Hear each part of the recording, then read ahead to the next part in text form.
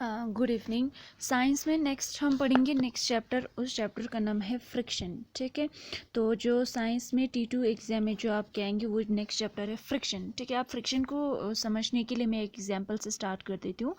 मान लो यहाँ पे एक टेबल है और उसके ऊपर बड़ा सा एक वुड का ब्लॉक रखा हुआ है। ठीक है, अब क्या होगा जब आप एक साइड से इस वुड को थोड़ा थोड़ा इस तरफ पुश करने की कोशिश करोगे, थोड़ा सा इसको इस तरफ स्लाइड करने की कोशिश करोगे, तो यहाँ पे आप फोर्स लगाते हो उसको स्लाइड कराने के लिए। लेकिन जब आपने फोर्स लगाया इस वुड को स्लाइड करने के लिए, तो ये वुड जो है यहाँ से मूव नहीं हो रहा था, स्लाइडिंग नहीं हो रही थी। ये वुड जो है, वुड का ब्लॉक जो है, मोशन शो नहीं कर रहा था। ठीक है, अब यहाँ पे जो मोशन को रोक के रख रहा है, वो मोशन को प्रिवेंट करने वाला एक फोर्स है, जिस फोर्स को हम फ्रिक्शन कहते हैं। ठीक है, अब दो ऑब्जेक्ट है हमारे पास। एक तो हमारे ये टेबल हो गया जिसके ऊपर हमने वुडन ब्लॉक रखा है। अब जब इस वुडन ब्लॉक को पुश करने की कोशिश कर रहे थे, स्लाइड करने की कोशिश कर रहे थे हल्के से फोर्स के साथ, तो उस टाइम पे ये मूव नहीं कर रहे थे। लेकिन जैसे आप इसका फोर्स बढ़ाते हो, जैसे और ज़्यादा फोर्स इस पे डालते हो, तो ये वुडन के ब्लॉक जो है थोड़ा सा यहाँ की तरफ मूव होने लगते।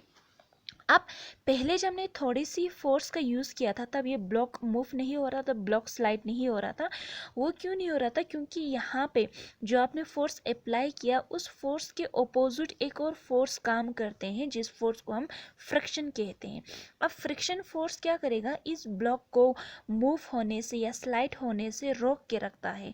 ठीक है, इस फोर्स को हम फ्रिक्शन कहते हैं। यहाँ पे इन दोनों ऑब्जेक्ट के सरफेस पे है ना, सरफेस एक दूसरे के साथ टच है। वुडन ब्लॉक इस टेबल के ऊपर रखा है, हमने हल्की सी फोर्स दी तब ये मूव नहीं किया, जब हमने ज़ोर से फोर्स डाला तब ये हल्का सा मूव करने लगे। पहला वाला जो केस था जिसमें ब्लॉक जो है मूव ही नहीं कर रहे थे, मोशन ही शो कर रहे थे, उस टाइम पे ऑपोजिट फोर्स यहाँ से अप्लाई होते, जिस फोर्स को हम फ्रिक्शन कहते हैं। तो फ्रिक्शन एक अपोजिंग फोर्स से जब दो ऑब्जेक्ट या दो सरफेस एक दूसरे के कांटेक्ट में आते हैं और एक दूसरे के रिलेटिव मूव करने की कोशिश करते हैं, और इस फोर्स को, ये जो फोर्स है जो इस ऑब्जेक्ट्स को, इन ऑब्जेक्ट्स को मूव करने से रोकता है, उस फोर्स को हम फ्रिक्शन कहते हैं। अब फ्रिक्शन किसकी वजह से होता है? How friction is caused. यहाँ पे फ्रिक्शन किसकी वजह से होते हैं? ये अपोज्ड फोर्स कैसे प्रोड्यूस्ड होते हैं? अब दिखने में तो ये जो सरफेस है, वुडन का सरफेस और टेबल का सरफेस, हमें बिल्कुल स्मूथ नज़र आते हैं। ठीक है, लेकिन ये सरफेसेस अगर हम माइक्रोस्कोप में देखें, ये सरफेस स्मूथ नहीं होता, यहाँ पे भी इरेगुलरिटीज होते हैं इस तरह। ठीक है, अब क्या होगा, एक सरफेस इस तरह होगा तो दूसरे का सरफेस इस तरह होगा। ठीक है, अब इनका सरफेस रफ होने की वजह से, रफ सरफेस होने की वजह से इनके सरफेस एक दूसरे में इंटरलॉक्ड हो जाते हैं, जिसकी वजह से ये ऑब्जेक्ट एक दूसरे को मूव करने से रोक के रखते हैं। ठीक है, अब ये जो रफ सरफेस है, इसी रफ सरफेस की वजह से ऑब्जेक्ट एक दूसरे में इंटरलॉक्ड हो जाते हैं, और अगर हम हल्का सा फोर्स इस पे डालते हैं इनको अलग करने के लिए, मूव करवाने के लिए, तो ये हो ही नहीं पाते। मगर जब जैसे आप अपना प्रेशर या फोर्स इंक्रीज कर देते हैं, तो ये ऑब्जेक्ट मूव करने लगते हैं। तो फ्रिक्शन होने की वजह क्या है? फ्रिक्शन किसकी वजह से हुआ? सरफेस पे इरेगुलरिटीज होने की वजह से। ये जो टू ऑब्जेक्ट है, ये जो सरफेस है, इन सरफेस में ये स्मूथ हमें दिखने के तो बिल्कुल यहाँ पे हमें स्मूथ नज़र आते हैं, लेकिन ये स्मूथ नहीं होता एक्चुअली। यहाँ पे इरेगुलरिटीज होते हैं लाइक दिस, और इन दोनों सरफेस की इरेगुलरिटीज एक दूसरे में इंटरलॉक्ड हो जाते हैं, जिसकी वजह से ये मूव कर पाना मुश्किल हो जाता है। ठीक है, अब जैसे आपने हल्का सा फोर्स डाला तो ये जो इंटरलॉक्ड है, किसी भी ऑब्जेक्ट को आप मूव करने के लिए, इधर या इधर की तरफ हमें पुश करने के लिए, स्लाइड करने के लिए, इस इंटरलॉक को ओवरकम करनी पड़ेगी, है ना। जब तक ये इंटरलॉक ओवरकम नहीं हो जाते तब तक ये ऑब्जेक्ट जो है मूव नहीं करता, जिसकी वजह से फ्रिक्शन हमारा फोर्स अप्लाई होता है यहाँ पे। ये जो इंटरलॉकिंग वजह से फ्रिक्शन फोर्स प्रोड्यूस होता है, जो इस ऑब्जेक्ट को, जो आपने अप्लाइड फोर्स डाला, उस अप्लाइड फोर्स के अगेंस्ट ये काम कर देता है और इस ऑब्जेक्ट को यहाँ से मूव होने नहीं देता। अब किसी भी ऑब्जेक्ट को मूव करने के लिए, इन ऑब्जेक्ट को स्लाइड करने के लिए इस लॉकिंग को ओवरकम करनी पड़ेगी, तब जाके ये ऑब्जेक्ट इधर उधर मूव होगा। ठीक है, तो ये कॉज है इसका फ्रिक्शन का। उसके बाद नेक्स्ट हम पढ़ेंगे टाइप्स। ठीक है, टाइप्स ऑफ फ्रिक्शन। पहला फ्रिक्शन का टाइप है स्टैटिक फ्रिक्शन। अब हमने क्या किया, कोई ऑब्जेक्ट, मान लो ये टेबल और बॉक्स वुडन ब्लॉक था। अब जब ये टेबल और वुडन ब्लॉक रेस्टिंग पोजीशन पे, इन पे कोई हमने फोर्स अप्लाई नहीं किया, ये मोशन में नहीं है। स्टैटिक का मतलब होता है मोशन में ना हो, रेस्टिंग पोजीशन पे हो, स्टेशनरी पोजीशन पे हो।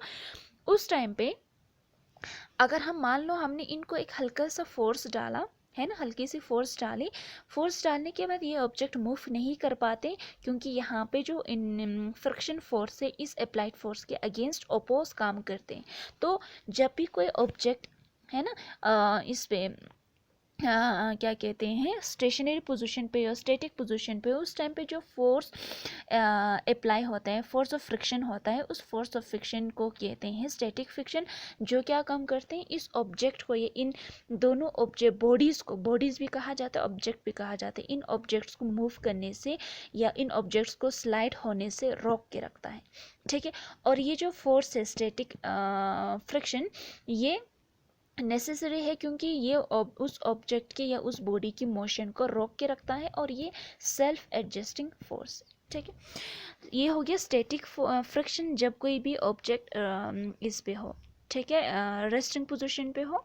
ठीक है, दूसरा होता है हमारे पास सेकेंड टाइप ऑफ फ्रिक्शन, वो होता है लिमिटिंग फ्रिक्शन। लिमिटिंग फ्रिक्शन में क्या होगा, अब हमने क्या किया, अपना जो फोर्स था वो थोड़ा सा हमने इंक्रीज कर लिया। पहले हल्के से फोर्स से ये ऑब्जेक्ट मूव नहीं हो रहे थे, अब अप्लाइड फोर्स जो था, अप्लाइड फोर्स को हमने बढ़ाया। ठीक है, जैसे हम अप्लाइड फोर्स को बढ़ाएंगे, इंटरलॉकिंग जो इरेगुलरिटीज है वो ओवरकम हो जाएगी, और ये जो ऑब्जेक्ट्स हैं, ये जो बॉडी से ये स्लाइटली मूव करने लगेगी। उस टाइम पे जो फ्रिक्शन होगी, उस टाइम पे जो फ्रिक्शनल फोर्स होगा, उस फ्रिक्शनल फोर्स को हम लिमिटिंग फ्रिक्शन कहते हैं। ठीक है, तो लिमिटिंग फ्रिक्शन कब होगी, जब ये जो सरफेस है, सरफेस में जो इंटरलॉकिंग था दो बॉडीज़ के सरफेस के बीच में, वो इंटरलॉकिंग ओवरकम हो जाते, ख़त्म हो जाते काफ़ी, और ये जो बॉडीज़ है एक दूसरे के अगेंस्ट हल्का सा मूव होने लगी। मान लो अगर ये वुडन ब्लॉक इधर जाएगी तो टेबल इधर की तरफ मूव करेगी। तो इस टाइम पे ये जो बॉडीज़ होंगी वो मूव करेगी, मोशन में होंगी। उस टाइम पे जब ये इस टाइम पे जब ये मोशन में होंगी, उस टाइम पे जहाँ पे फ्रिक्शनल फोर्स जो अप्लाई होगी, उस फोर्स को हम लिमिटिंग फ्रिक्शन कहते हैं। उसके बाद तीसरा टाइप है डायनेमिक फ्रिक्शन। अब हमारा क्या हो चुका है, हमारे जो बॉडीज़ है वो अब मोशन में है, हल्का सा स्लाइड, एक दूसरे के ऊपर हल्का सा स्लाइड कर रहे थे। अब उस स्लाइड को और थोड़ा उसकी स्लाइडिंग की स्पीड को बढ़ाने के लिए अब हमें अप्लाइड फोर्स को भी बढ़ाना पड़ेगा। जब हम जितना हम अप्लाइड फोर्स बढ़ाएंगे उतना ही यहाँ से फ्रिक्शन प्रोड्यूस होगी, फ्रिक्शन अप्लाई होगा। उस टाइम पे जो फ्रिक्शन होगी उसको हम कहते हैं डायनेमिक फ्रिक्शन।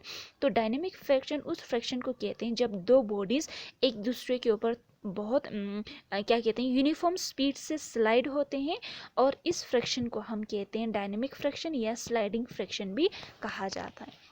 अब ये जो डायनेमिक फ्रिक्शन है ये हमेशा कम होता है कंपेरेटिव टू लिमिटिंग फ्रिक्शन, क्योंकि लिमिटिंग फ्रिक्शन के टाइम जब ये फ्रिक्शन अप्लाई होगी उस टाइम पे ऑब्जेक्ट किस पोजीशन में था, रेस्टिंग पोजीशन में, बिल्कुल मोशन में नहीं था। जब मोशन में नहीं था तो यहाँ पे फ्रिक्शन ज़्यादा बढ़ जाती है ना, क्योंकि हमें इसको स्लाइडिंग करना है, उस टाइम अप्लाइड फोर्स भी ज़्यादा होगा।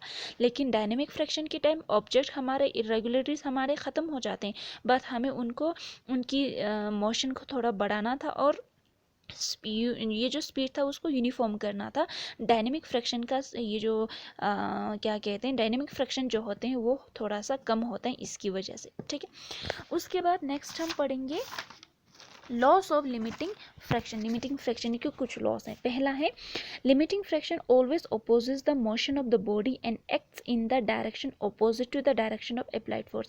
लिमिटिंग फ्रैक्शन हमेशा इसको बॉडी के मोशन को अपोज कर देते हैं, दैट मीन्स बॉडी को मूव होने नहीं देता, और हमेशा अप्लाइड फोर्स के अपोजिट इसका डायरेक्शन होता है। जैसे मान लो अगर अप्लाइड फोर्स इस तरह, अगर उस बॉडी पे इस तरफ से आप फोर्स डालते हो तो हमारा लिमिटिंग फ्रैक्शन इस तरह से अपोजिट होगा।